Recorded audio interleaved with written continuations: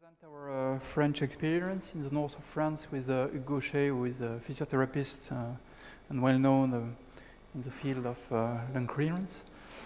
So our aim will focus on lung mechanics assessments of the technique using the force oscillation, and we'll talk about 3 case reports and then about an ongoing clinical trial. It's not easy in practice to evaluate objectively the performance of lung clearance techniques. So we can apply spirometry, which was shown to be very insensitive to short-term and long-term benefits of physiotherapy.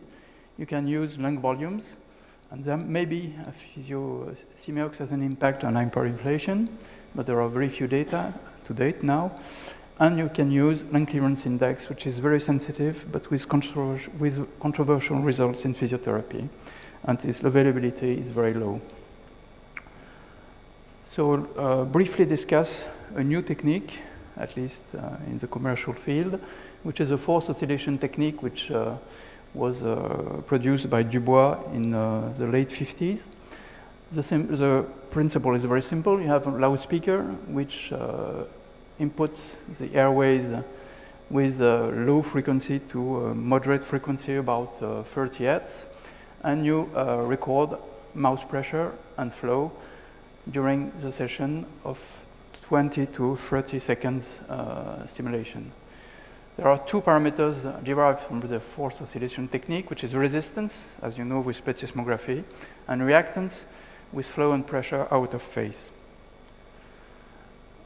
We use different frequencies from 5 to 30 or 40 Hz, but the main difference between these frequencies is that low frequency pressure goes down to the alveoli, so it's a very wide assessment of the airways, whereas when you look at higher frequencies, you only focus on the proximal airways. So the difference between 5 and 20 Hz is the frequency dependence of oscillation, and it represents small airways' contribution to the increased resistance. You can use very simple devices, such as the TremoFlow device, which is a hand device, very simple to use to obtain these results. So when you look at the curves obtained with the FOT parameters, you have here in the upper part the resistance.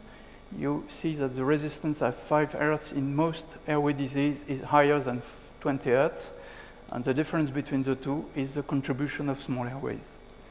When you look at the reactance on the negative part of the scheme here, you can see that the most interesting parameter is X5, which is somewhat derived from the small airways compliance. And also another index, which is the difference between inspiration and expiration, which is an index of flow limitation. So here, small airways, and here, central airways. We use this device to evaluate the impact of a single autogenic drainage session, and as you see on this graph, R5 and R11 decrease after a single session of physiotherapy using autogenic drainage, which is a classic technique in physiotherapy. 2 cases, adults, to discuss this kind of results.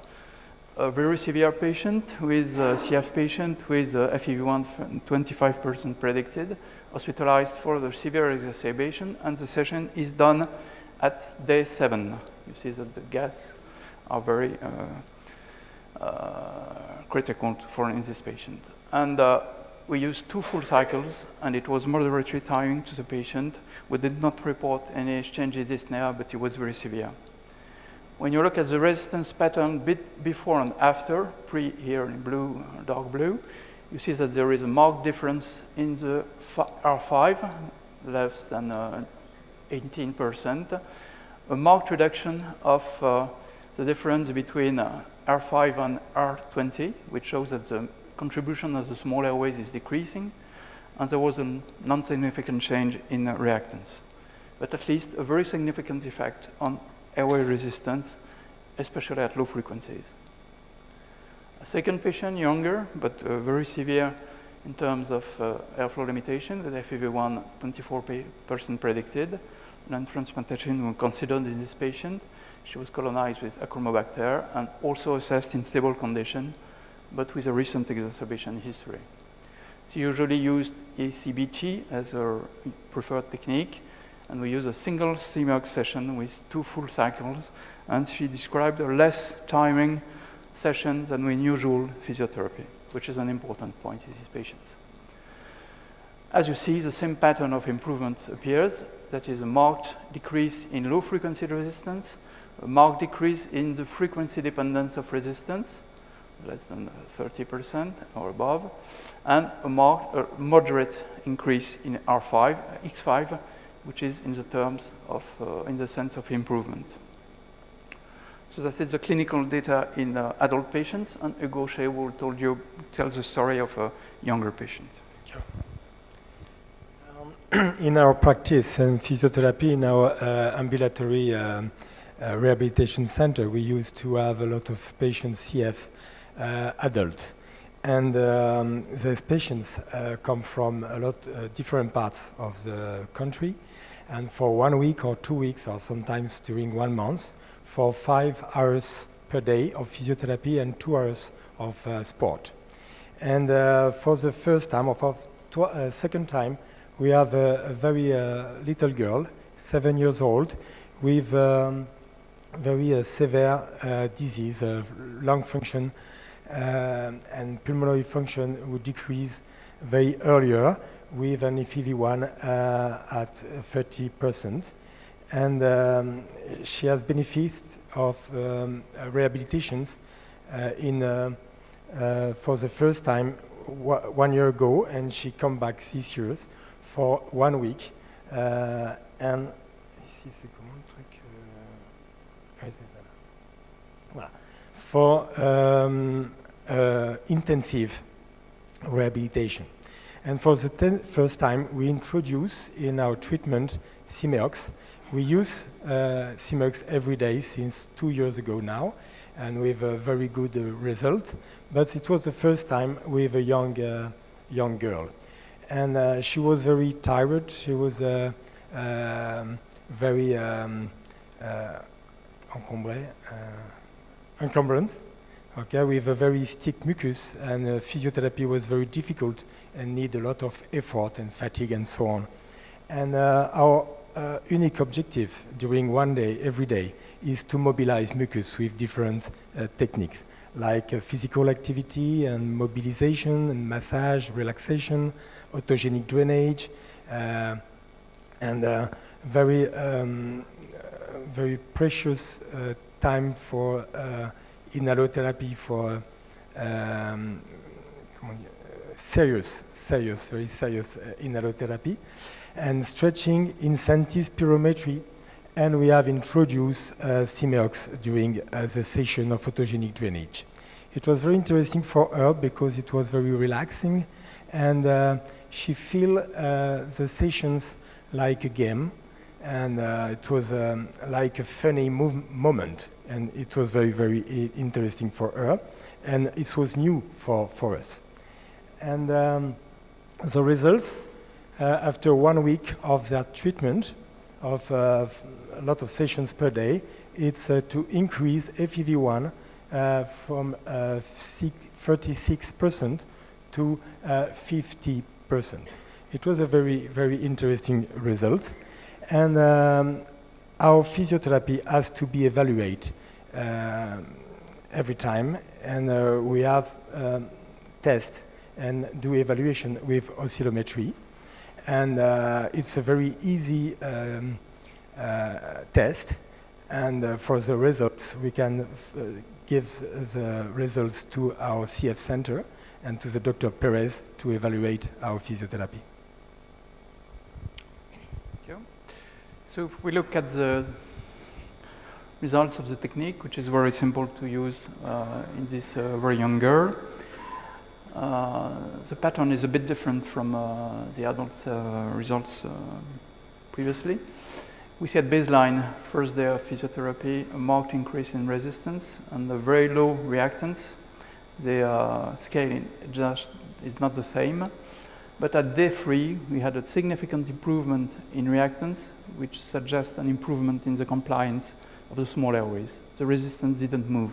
So quite a different pattern from the adults. Of course, we need much more data to obtain this confirm this kind of profile, but there was a marked improvement in reactance. I will now introduce our project of a clinical study to support the clinical efficiency of the device, which is called Simeox study, and which could start at the end of the year. The main outcomes of the subject is to evaluate the short-term effect on lung mechanics of the Simeox via comparator, which is autogenic drainage in adult and children above 12 years of age. So the main aim of the study is to evaluate the mechanics before and after Simeox by airway resistance, FOT, spirometry, plethysmography, and to see the respective impact of Simeox via autogenic drainage in these patients, and also clinical symptoms, which is dyspnea, encumbrance, and physiotherapy-induced fatigue, which is a critical point in these patients. And also evaluate the relationships between lung mechanics and clinical data. We will include patients with a FEV1 between 40 and 70% predicted, with, of course, significant cough and sputum and encumbrance, and some exclusion criteria, as usual in this kind of study, particularly pneumothorax or recent hemoptysis.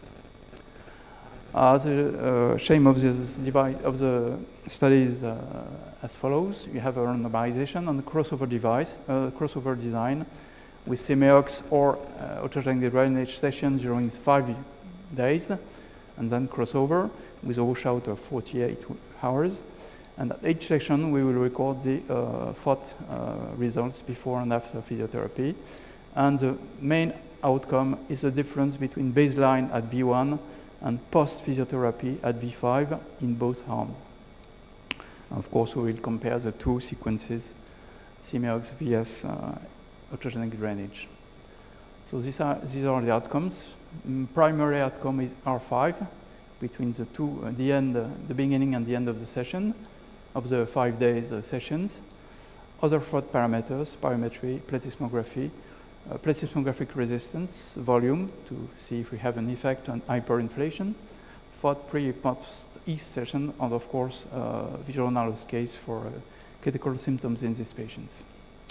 And we will also evaluate the correlation between all these parameters.